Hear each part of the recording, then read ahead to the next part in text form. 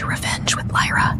I don't count your family. That's what my father said when I asked why they hadn't come to my son's birthday. I had spent weeks planning it, balloons, handmade decorations, even a rented bouncy castle shaped like a dragon. My son, Milo, waited at the gate, holding the invite he personally made for his grandparents. They never came. Instead, when I called to ask where they were, my father snapped, "We don't count your family. You're the outsider." We gave enough. That's when something inside me shattered. But I didn't scream. I didn't cry. I opened my laptop, logged into every account they had access to: utilities, rent, food delivery, even the subscription to their cable bundle. And I clicked cancel. All of it. My name was on everything. For 7 years, I sent them $2,200 a month. Quietly. No questions. No thanks. I closed each account like I was sealing a casket. Then I picked up the cake my son hadn't touched, and we went for a walk. Just the two of us. 40 minutes later, my phone lit up. 26 missed calls. 14 voicemails. And then a live video message.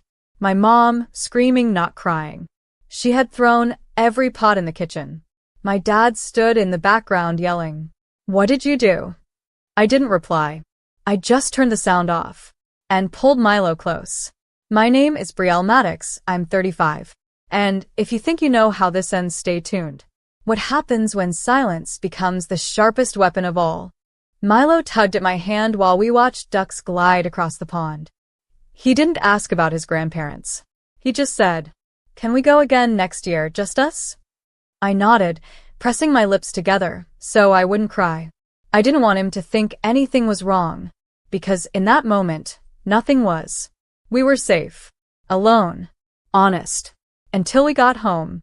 There were 3 missed calls from my dad's work landline, then an email titled, "Reinstate payments immediately, or we'll have to talk lawyers." I laughed. Lawyers? My name was on the accounts. Their rent was paid from my own bank, and I had receipts going back years. Still, part of me waited. Maybe they'd say sorry. Maybe this was a bluff. But then my sister chimed in. A message from her, public on Facebook. It's sad when someone thinks they can manipulate their way into love. You should never expect gratitude for doing what family should do. Followed by likes and laughing emojis from my parents. The same parents who let me sleep in my car for 3 months when I was 19. The same ones I forgave again and again and again. This wasn't a family. It was a drain. A weight. That night, I typed one sentence and sent it to both my parents, my sister, and everyone who ever told me to let it go. The bank transfers were my mistake, and I've corrected it. Then I blocked every number, except one. My lawyers. Because if they wanted to talk lawyers, I was ready. The silence that followed wasn't peaceful. It was loud, like an empty theater after the curtain falls, but the lights never come back on. Then came the knock. Not at my front door. At the daycare. I arrived at pickup, and Milo's teacher pulled me aside. "There was a man here," said. "He was your father. Tried to take Milo home." My chest tightened. "He what?" "We told him to leave. He got angry. Said he was going to the police, that you were mentally unstable and endangering your child. We filed a report, just so you know. He didn't get far, but we thought you should be informed." I nodded, numb. But inside me, something ancient cracked open. They weren't just petty now. They were dangerous. I went home, shaking, double-locked the door, and called my lawyer.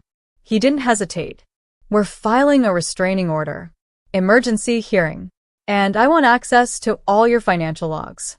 I want to see everything you gave them." As we spoke, an alert pinged on my phone. Venmo request from mom, $2,200. Caption: "You're being emotional. Be practical. Restart payments." I almost screamed. Instead, I forwarded it to my lawyer. Then I opened Facebook again. This time I didn't scroll. I posted. To anyone who thinks silence equals guilt, I paid my parents' bills for 8 years. They refused to come to my child's birthday. Then tried to take my son. Now they're calling me unstable. I'm done. Officially. Comments flooded in. Some in shock. Some finally admitting they'd seen this coming. Some from family, begging me to take it down. But the one that made me pause? A DM from my older cousin. I've been through this too. If you want the truth about your parents, I have it. And it's worse than you think. I stared at the message from my cousin. My hands hovered over the screen, unsure. Then I typed, "What do you mean? Worse than I think?" Her reply came fast. "They did this to me too. When I was 22, I gave them access to my savings. Thought I was helping. Months later, I found out Dad refinanced my car in his name. And when I pushed back, they told the whole family I was emotionally unstable and needed help."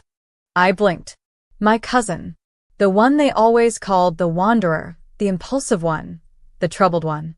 She was me. 10 years ahead. "I have documents," she wrote. Screenshots. Bank statements. Even a voice memo. My stomach dropped. She sent a folder. And what I read turned my skin cold. Multiple transactions linked to my parents' accounts, labeled repayments, monthly stipends, bills. None of it declared. All of it withdrawn from family. The pattern was clear. They groomed us to give, then painted us as unstable when we stopped. It was a long con. Emotional fraud, masked as love. Then she said, "The last person who cut them off got served court papers, claiming emotional distress. Be ready. They play dirty." And sure enough, at 6 p.m., a white sedan pulled into my driveway. My heart raced.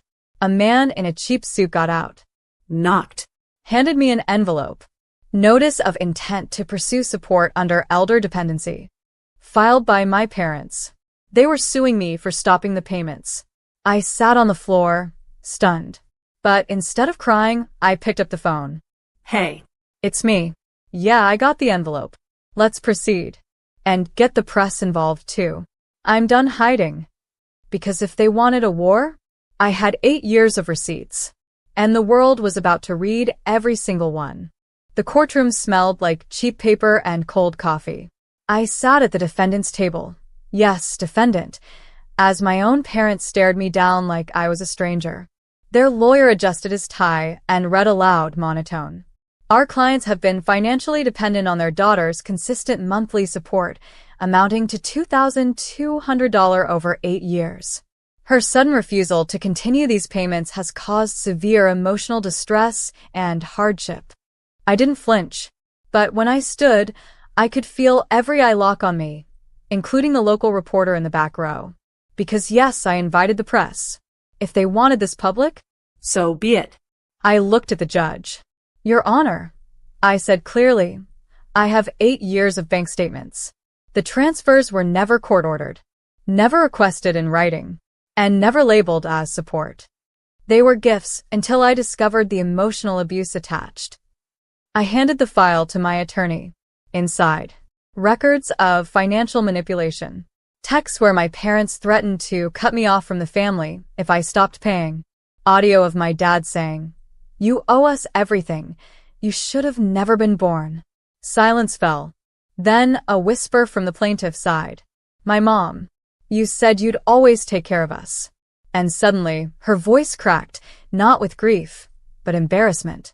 Because her voice was now evidence. Outside the courtroom, cameras rolled. The press swarmed. One reporter asked, "Is it true your parents spent your son's birthday money on a cruise?" I turned slowly, looked straight into the lens, asked them, and walked away. Back home, I found a letter slipped under my door. "You've humiliated us. You've turned the family against us.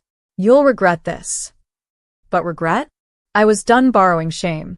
Next morning, I filed for a legal restraining order and made one final post. My silence funded comfort. But my voice? That's mine now. The court order went through. Restraining. Ironically peaceful. No more surprise knocks. No more midnight guilt texts.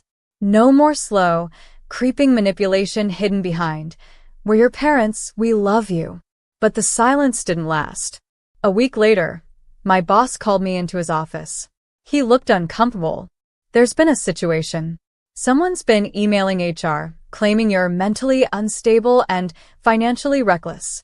Said you forged your resume. They sent documents. He paused. I didn't. I slid my own folder onto his desk. Inside, every letter of recommendation. All credentials, sealed and certified. A voice recording of my mother just last week saying, if she doesn't pay us back, we'll destroy her job. She won't survive without us. My boss's jaw clenched. She said that. I nodded once. He pushed the folder aside. Your work speaks louder. You're not going anywhere. Still, my hands were trembling. That night, I opened the group family chat. Messages unread for weeks. I typed one line. My child now knows how to spot manipulation. That legacy ends with me.